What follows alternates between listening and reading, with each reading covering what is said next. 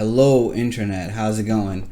Andre here from Double Down Guitar, and welcome to finally another video. I know I have not been a very good YouTube person lately, not a whole lot of uploads, but I am trying to change that and become, be more efficient, record these videos, faster, and be more consistent with YouTube. So here's to trying. And I wanted to do something different today. And that is reacting to my solo, one of my solos that I played yesterday at a gig we had. There's this cool venue in town that we really enjoy playing for them. Not only, the people that run it are super cool, but the sound is really good and they record everything. So I can go back and judge every single decision I made. Just kidding. We're not going to do that today. The idea is I wanted to try to show a more positive way to kind of watch your stuff and pick out the things you don't like, but also, recognizing the things that you did like. Because if it's just a one-way street, and you're just judging yourself, it's every time you watch yourself play, if it's going to bum you out, why do it in the first place? So I want to try to do that. Point out some things that I don't like, maybe point out some things that I did like, and then also talk about the mindset of why am I making those decisions and what's the sort of idea behind it. So let me put on headphones and I will see you after the intro.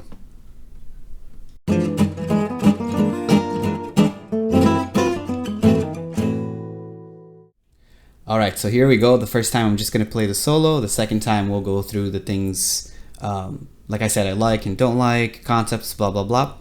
I think this is a good idea for me to be on the left today so that I'm not hiding the fretboard.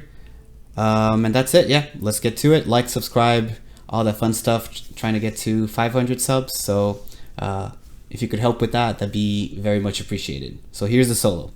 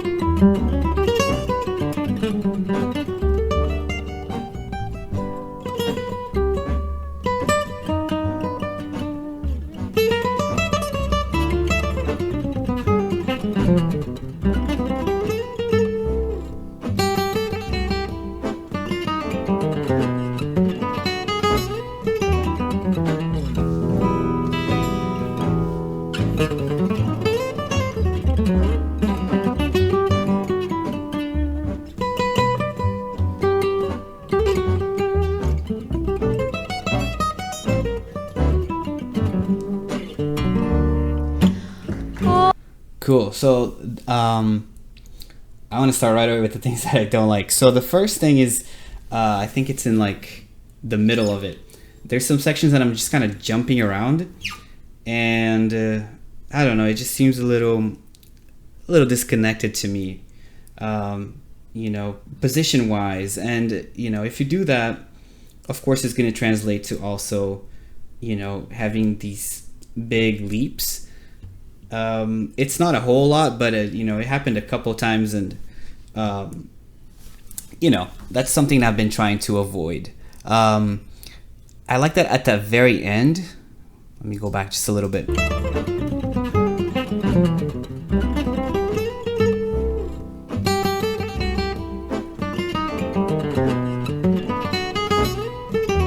See, that's the stuff I'm talking about, right?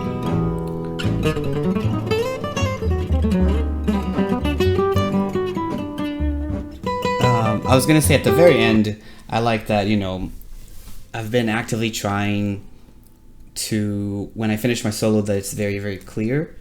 If you're playing with singers and, other instrumentalists, it's always just a good habit to have to kind of finish your solo in a very clear way. So that's one thing that I think I did okay at. Let me go back and talk about through some of the concepts.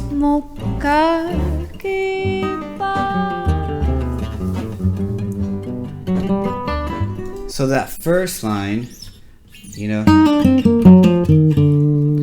that was in a video. Which one? It's the last one I did with Justin and Hugo Wesbar. So that line is there. So I'm not going to show it to you. Go if you want that line, you can watch it on that video. It's also sort of like, you know, it's basically a D7, and I'm thinking about C minor. You know, sounds, it's two very similar sounds.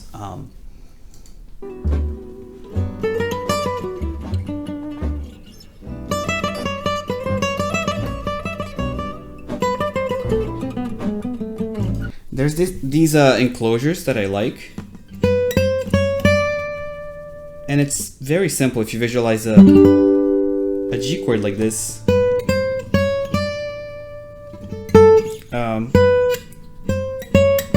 it's basically going from the third to the fifth of the chord. You can go backwards, and it just sounds nice. So I tend to use that sound.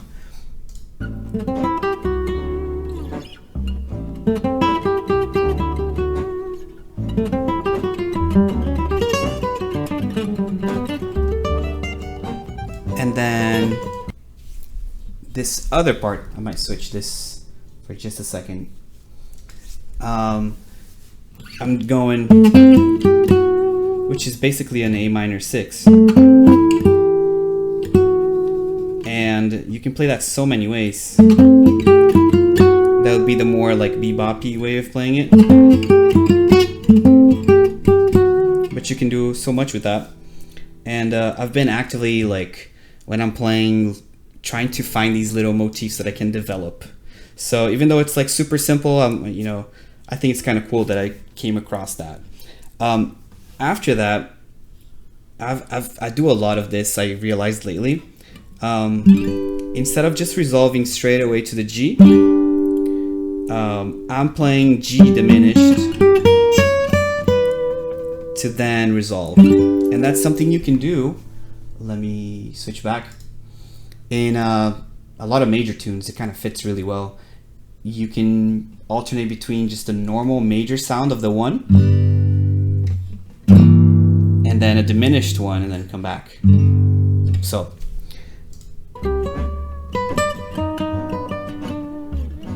that's that thing again, basically same concept.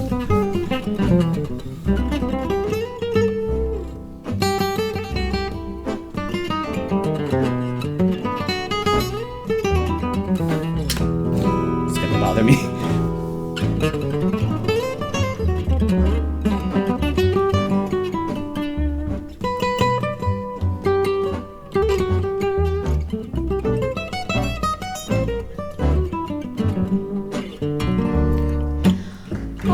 And let me talk about that last part really quick. It's basically again a 2-5-1 in G, and I'm thinking A minor 6 into a E flat minor 6. So basically it's like an altered sound you can create by just playing a minor 6 arpeggio half step in front of the dominant chord. So that's the idea. I'm starting with the A minor, then E flat minor, resolving to G, and then I think I play a D augmented to kind of, you know, finish the solo and you know, show that I'm done soloing. But the augmented sound is also really cool. I got to do a video just on that, and I also got to finish the minor 6th one.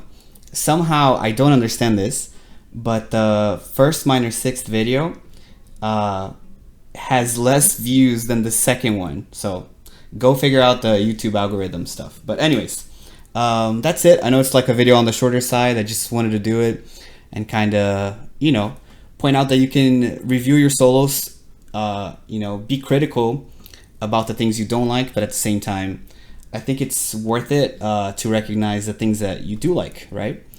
And that way, it's not just you roasting yourself and, you know, and you're dreading to watch the video or whoever or you know, whatever recording you got from the gig. But that's it. That's all I got for you today. Make sure to like and subscribe, and I will see you hopefully very soon.